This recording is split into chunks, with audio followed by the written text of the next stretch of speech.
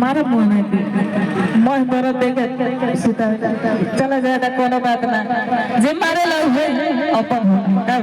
हां तरीका कि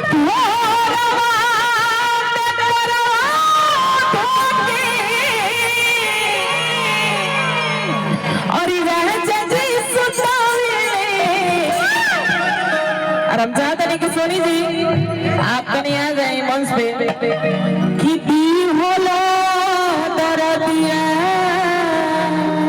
सैया रवि भैया आप खुद दरदिया देगी कमरिया दबाओ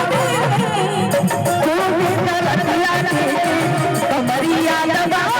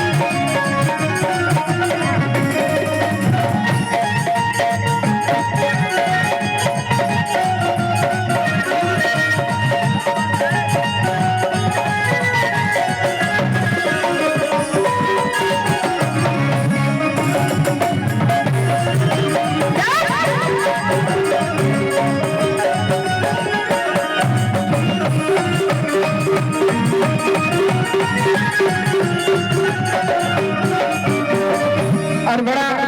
सम्मान के लिए आप लोग कई दिन से प्राप्त करते नहीं आशीर्वाद की कामना है लेकिन कोहे के बाद बता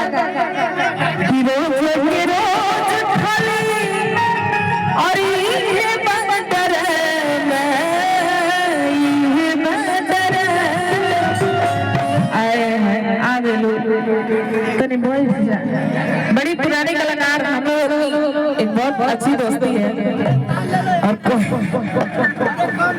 और कहे के बाद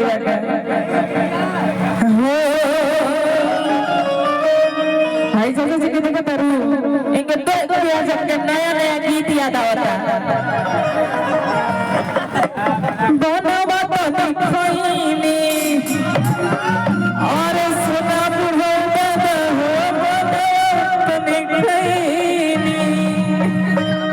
लेकिन ना आप जो अपने उम्र में रहो जो प्यार को ले लो वो जगह के हो और ना पाई तो थोड़ा सा लगाता और कोई वो और चिकनी सिलाब पीनी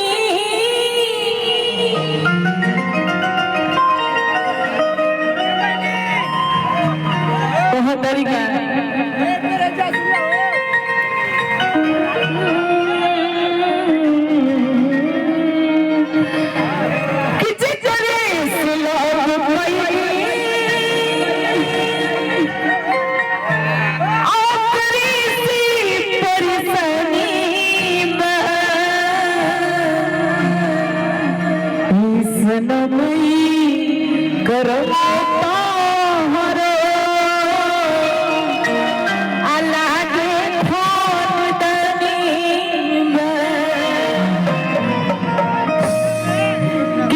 प्यार पहले हुए एक सही चीज से पहले उठाए अच्छा फेंक पहले हुई ना उठाए आके के प्यार पे धोखा मिला तो हम शान से कहता लइका यानी सही मिलल बा भैया चिकरी सिलाओ पईनी अपनी पौंड सनी बा चिकरी सिलाओ पईनी और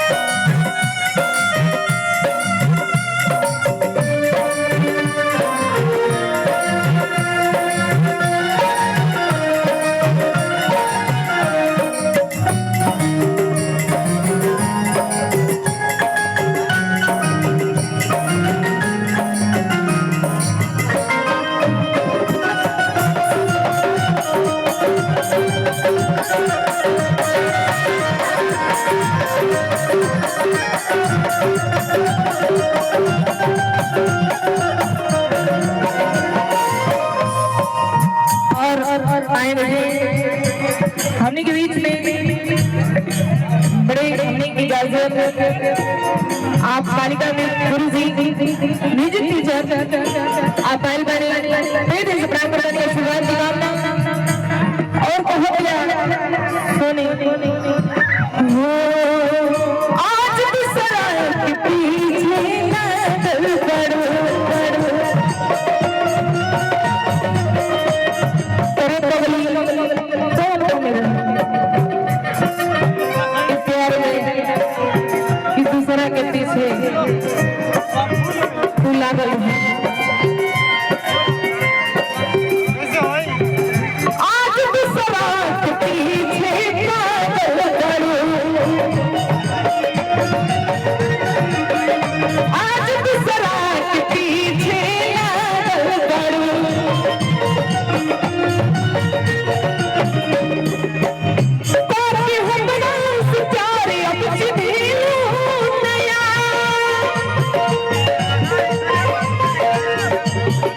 ताकि हमरा से प्यार अब जिंदगी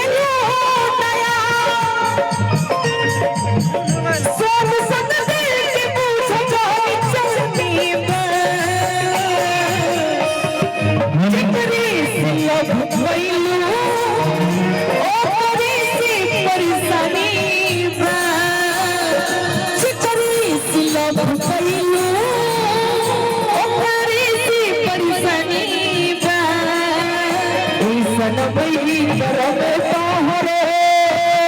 लागी खोखदानी बा ऐसन भई करब तोहरे लागी खोखदानी बा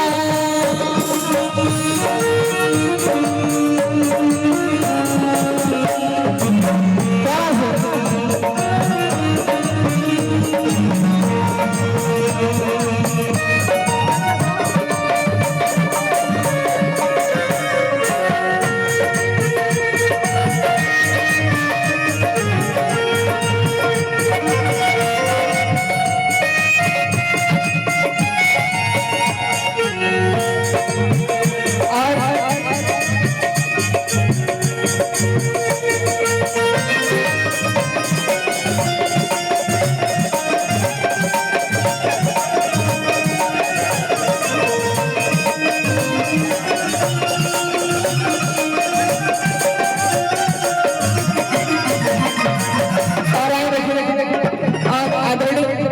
आप हमारे गुरुदेव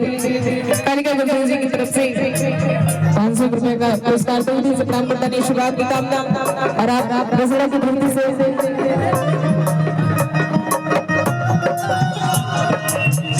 और हमारे गुरुदेव म्यूजिक के सरकारी अफसर हैं और लेकिन कहे के बात बता ना तुर में रहूं जवना के खातिर हो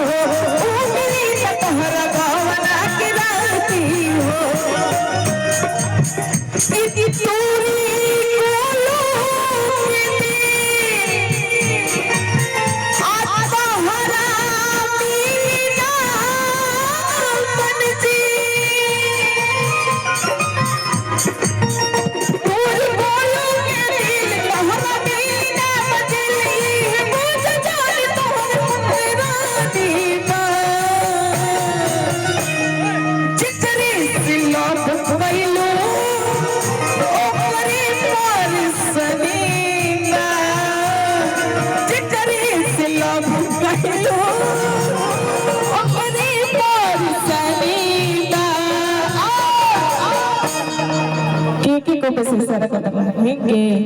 ये पर सर प्यार हो लगा इनसे बड़े थोड़ा फर्क है रिक्वेस्ट कर एक सेकंड आइए बहुत ही प्यारा सा पुरस्कार हमारे बबलू समरिया जी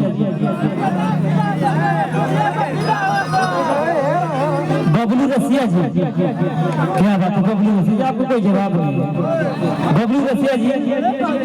अब भैया बस से कहीं अपने गलत है, तू बोला दिया बुता के मैंने कहा ओकर जगह कुछ रहेगा जब अच्छा दिया बुता के सुरती में चुनाव मिला हुआ राजा जी। चलिए बहुत रुपए का पुरस्कार मान सम्मान और ये हमारे कालिका गुरु जी जो कि म्यूजिक टीचर है, जिनके माध्यम से हम सभी कलाकारों ने कुछ न कुछ सीखा है उनके माध्यम से। तो मैं चाहूंगा हमारे गुरु जी अगर आवाज सुने हो तो मैं चाहूंगा थोड़ा सा एक बार मंच पे आइए। कालिका गुरु जी अगर आवाज सुने हो तो मैं चाहूंगा थोड़ा सा मंच पे आइए। और ये बहुत ही 500 रुपए का पुरस्कार हमारे A3 एंटरटेनमेंट म्यूजिक वर्क्स सिपाही इब्राहिमाबाद मऊ VIP प्रोग्राम के लिए संपर्क करें हमारे जिसके मैनेजर परमादनीय एक्टर रोशनी सिंह जी और जो कि डीजे ऑपरेटर परमादनीय टाइगर जी और हमारे जिसके प्रोप्राइटर परमादनीय अजय बाबू गुज्जर सिंह जी जो कि तमाम कलाकारों को बुलाने का काम करते हैं हमारे बड़े भैया अजय जी जो कि A3 एंटरटेनमेंट यूट्यूब चैनल भी है। तो मैं चाहूंगा चैनल को सब्सक्राइब करें, लाइक करें, कमेंट करें, जिनकी तरफ से बहुत से प्यारा सा पुरस्कार मान सम्मान। और मैं चाहूंगा गुरु जी थोड़ा सा मंच पे आइए। कालिका गुरु जी मैं चाहूंगा मंच पे आइए। मैं चाहूंगा जोरदार ताली बजाइए एक बार जोरदार ताली बजाइए दोस्तों। दोस्तों कहा गया कि हत्या कम किसी से गुजर के नहीं जाते, अगर जीना नहीं आता तो मर क्यों नहीं जाते। कहा गया कि हत्या कम किसी से गुजर क्यों नहीं जाते, अगर जीना नहीं आता तो मर क्यों नहीं जाते। अगर मंजिल पाना है तुम्हें तो तूफान भी मिलेंगे, इतना ही डरे तो कश्ती से उतर क्यों नहीं जाते, इतना ही डरे तो कश्ती से उतर क्यों नहीं जाते। मैं चाहूंगा अगर हल्की सी जोरदार ताली नहीं ताली चाहिए दोस्तों आप लोग तरफ से। और देखिए आज बहुत सौभाग्यशाली आज हमने की गई मंच बनाने सुखी मंच से हो जाए नहीं रहो बैठल ले रहो चर्चा बैठा हुआ है सामने होता है। आदमी गुरु जी से जो कुछ मिल जाए मंच पे